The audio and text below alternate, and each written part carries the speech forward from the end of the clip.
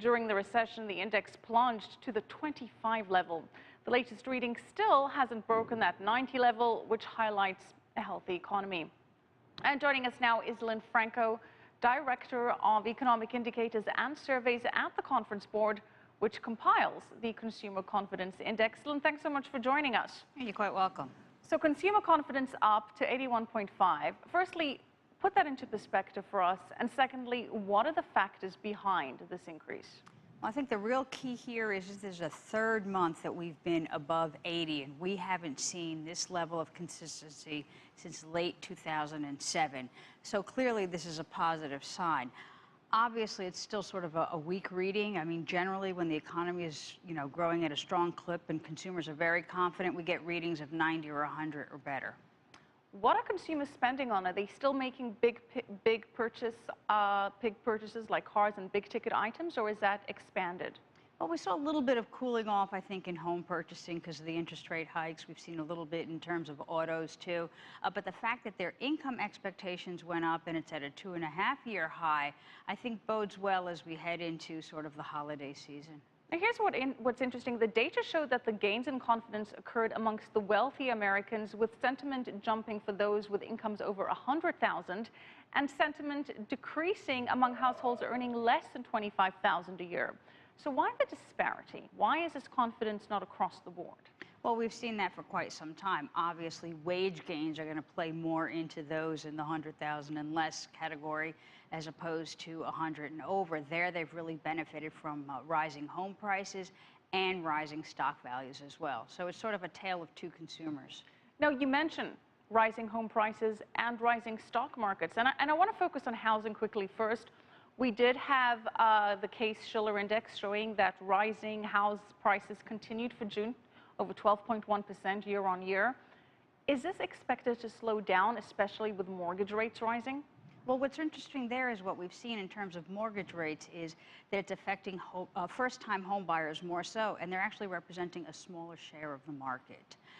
So yes, it could cool a little bit of housing off, but we don't think it's enough to derail it. And hopefully, as home purchases continue to build, that'll also fuel big ticket item purchases as well.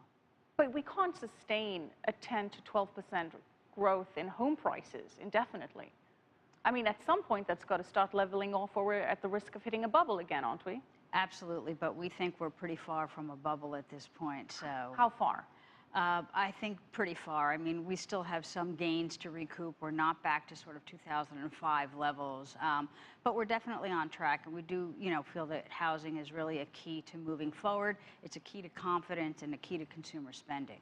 Now, the average rate on a 30-year mortgage climbed last week to a 2-year high of 4.58%. That's according to data from Freddie Mac. How much is this deterring future home buyers?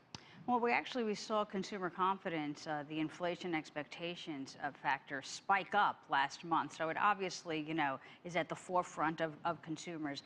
I think right now it's not having a significant impact, but it remains to be seen just how much further interest rates tick up. Now, you mentioned that the other thing that's bolstering consumer confidence, we said housing and the stock markets. But here's what's happening with the stock markets. We're starting to see a bit of a correction, partly because of concerns of Fed tapering.